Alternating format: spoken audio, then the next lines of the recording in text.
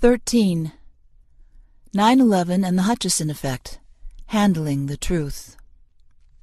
April 6, 2008. Some people have now observed that the 9/11 truth movement is being directed and controlled in order that only a certain amount of information is revealed, at a certain time and in a certain way. I first began to understand how this seemed to be happening during the breakup of the original Scholars for 9/11 Truth Group in about February 2007. See Chapter 4. More recently, I feel I have, with the help of others, been able to document another significant instance of the attempted control of 9/11-related information. In completing this documentation, I've been somewhat concerned that I may be accused of some type of ad hominem attack against those whose statements and actions I'm documenting. I feel somewhat similar about writing this article, for the same reasons. Weighed against this, I feel that certain truths need to be told in order that people have a chance to understand how the mechanics of the control of information related to 9/11 and the energy cover-up are operating. In short, I have now come to the conclusion that, when trying to get to the truth, we have to scrutinize the history, behavior, and psychology of those presenting or discussing the evidence, and it all must be carefully considered. In this article, I will present evidence concerning the latest attempts to cover up one of the central secrets of the 9/11 Black operation. That secret, I strongly contend, is this: free energy technology, related to Hutchison effect technology, was used to destroy the majority of the WTC complex. Free energy technology is a catch-all term to describe a kind of technology that can be used to get out more energy than you put in, i.e., you apparently get the energy for free. Mainstream science rejects this idea on its face because, it is said, it breaks the laws of thermodynamics. When looked at from a different perspective, however, this seems to be incorrect. It is known the energy is real, but assumed it is too difficult to construct technology to use or extract it to do useful work. Cold fusion is one example where many experiments show that a small input of energy can result, in certain circumstances, in a large energy output.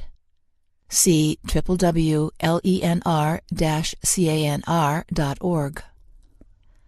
Some of the effects observed in John Hutchison's experiments are apparently the result of an output of very high energy levels, and yet his input energy is small, only a few kilowatts at maximum. This is the energy required to operate a kettle to boil water. In December 2007, Dr. Judy Wood posted her study of the very striking similarity of experimental characteristics of the Hutchison effect to a number of pieces of evidence at the WTC. Dr. Wood and I were given an opportunity to discuss this issue on Ambrose Lane's We Ourselves show in January of 2008, and on our second appearance, John Hutchison joined the discussion.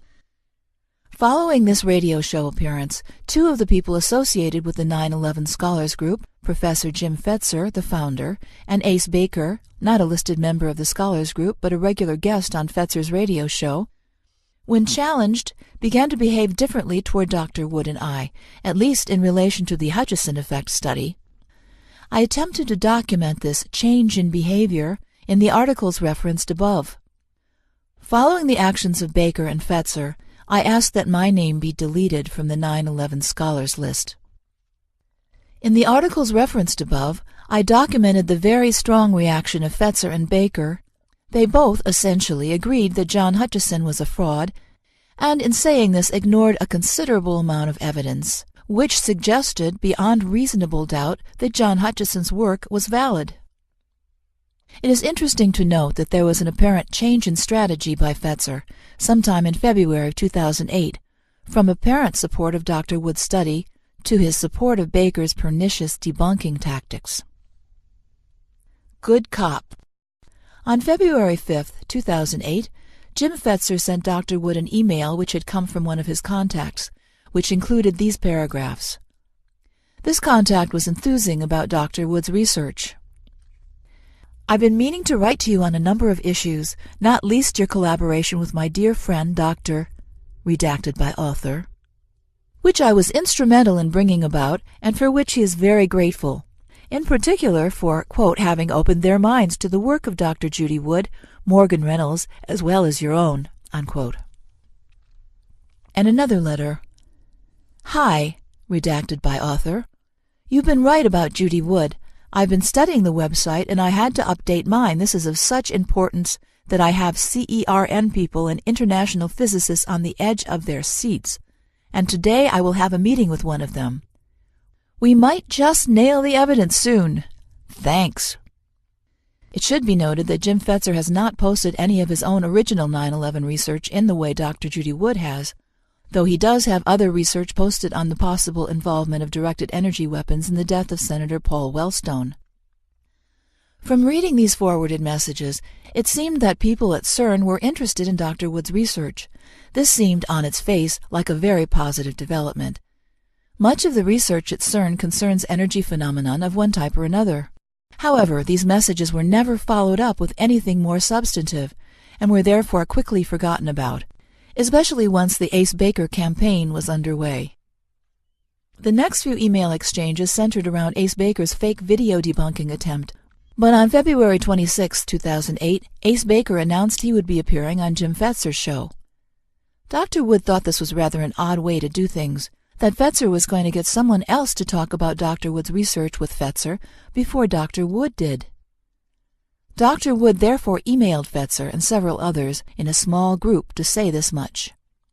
It was an especially odd way of doing things because Ace Baker, as it was known by this time, had already circulated a false story, that he had bought equipment on eBay to reproduce the effect, but then he made and posted a fake video to apparently reproduce a very limited number of the effects seen in John Hutchison's own work. Additionally, unlike Dr. Wood, Baker had no real relevant qualifications. This doesn't look right to me. On February 27, 2008, Jim Fetzer sent Dr. Wood an email expressing concern that she had notified several others of the group that she was being critical that Ace Baker would be going on Jim Fetzer's show to discuss the Hutchison effect. He wrote, "Just between us, why didn't you send me a personal note when you noticed what you perceived to be a problem? What's going on there? I find that a bit odd.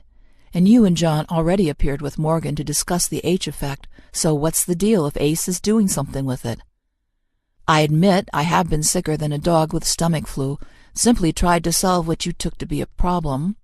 But if you couldn't come in on Wednesday anyway and have already discussed it with Morgan, why is it such a big deal? No one holds your work in greater esteem than I do. Give me a break, okay?" One point here is that John Hutchison had not yet appeared with Dr. Morgan Reynolds on the Dynamic Duo show. Though he had planned to, it never happened. Why did Jim Fetzer ask Dr. Wood to, quote, give him a break? Once the Ace Baker broadcast and associated blog entries were complete, it seemed quite clear that a full-scale debunking exercise was underway, and this therefore seemed to justify Dr. Wood's earlier concern. Bad cop.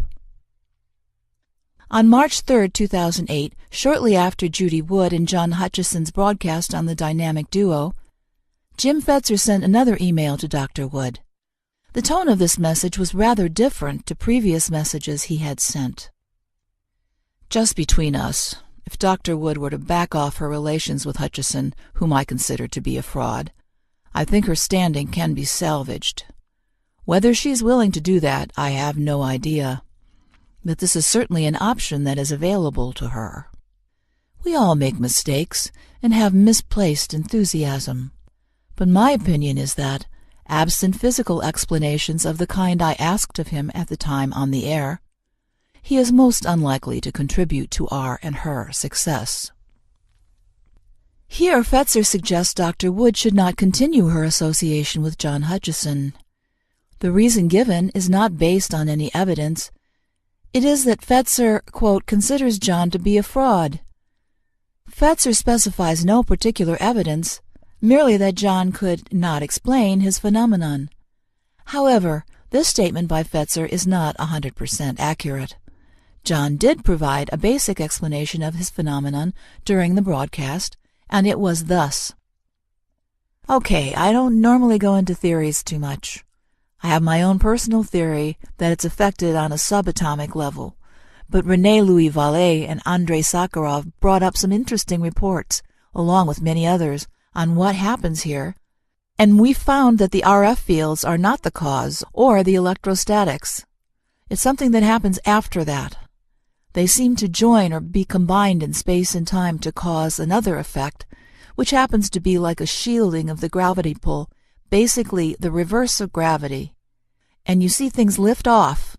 Things go in a translational motion as well. If not, metals seem to start bending and twisting and pulling into different patterns and shapes. We also found it affects the background radiation to quite an extent, where you get a couple of counts per minute.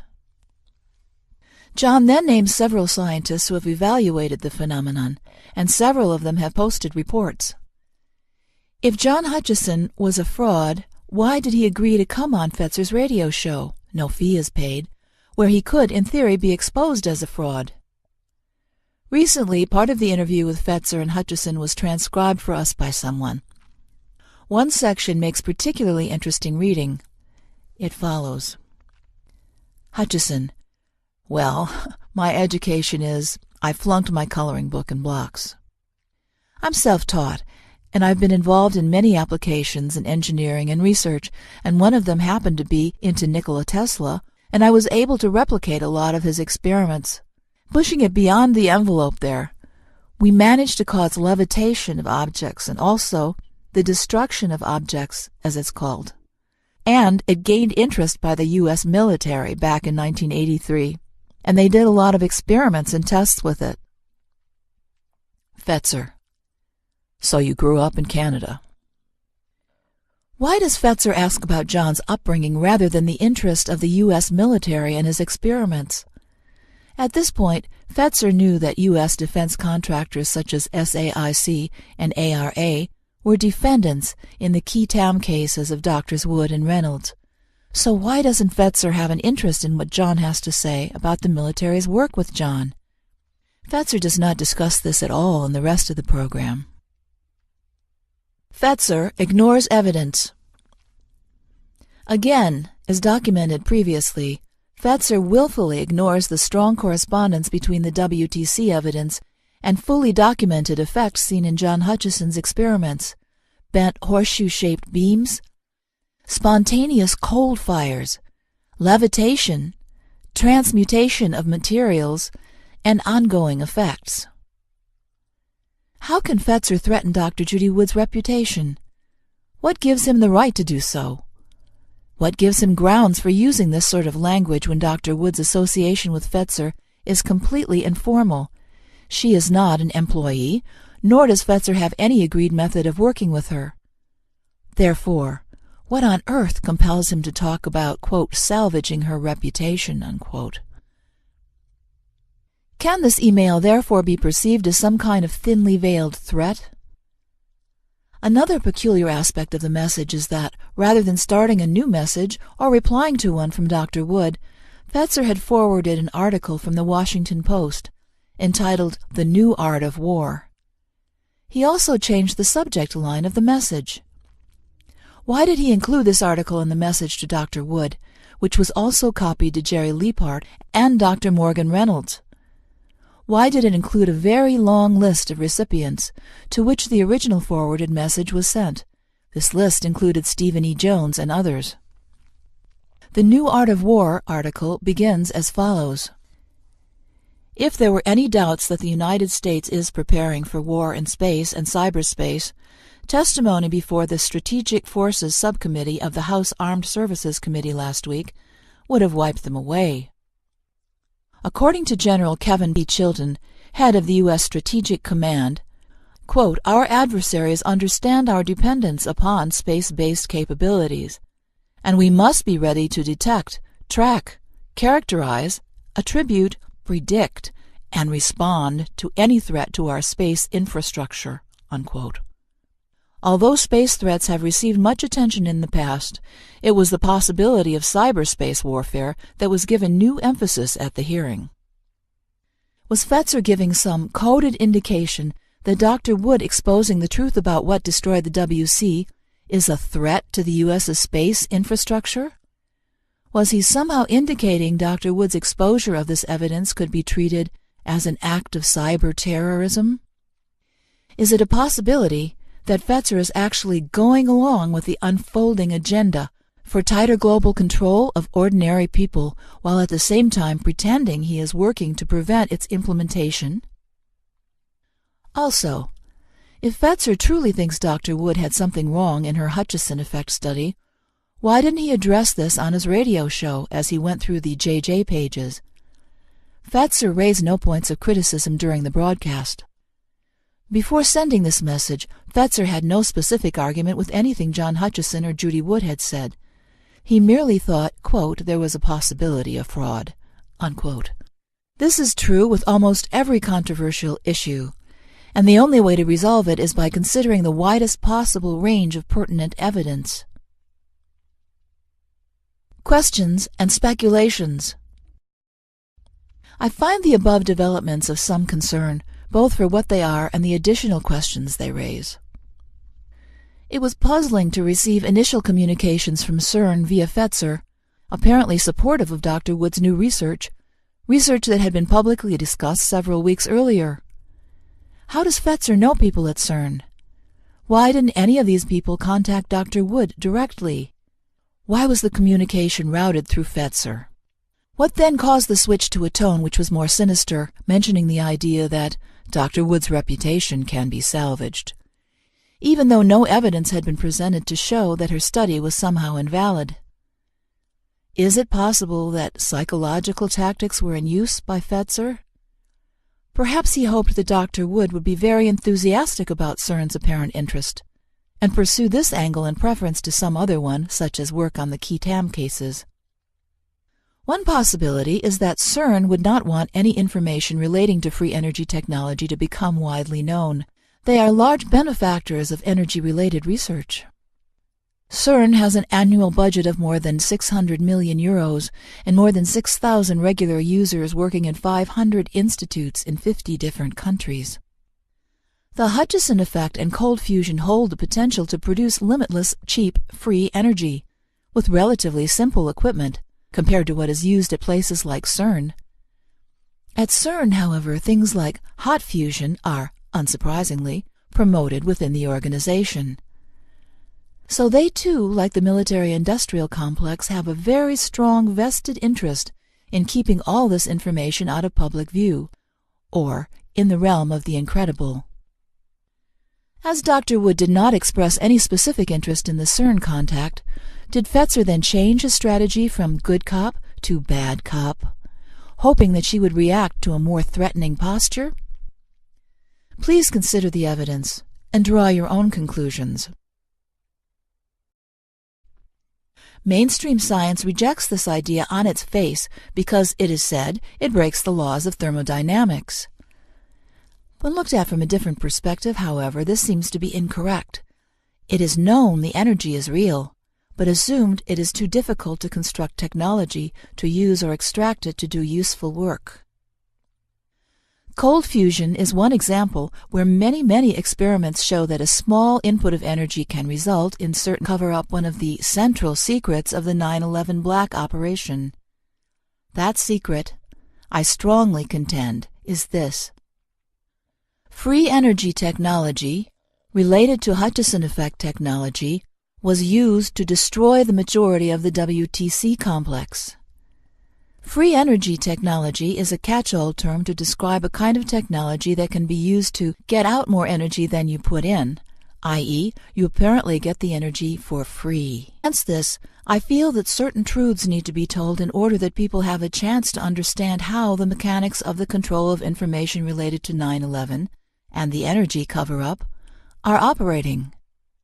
In short, I have now come to the conclusion that, when trying to get to the truth, we have to scrutinize the history, behavior, and psychology of those presenting or discussing the evidence, and it all must be carefully considered.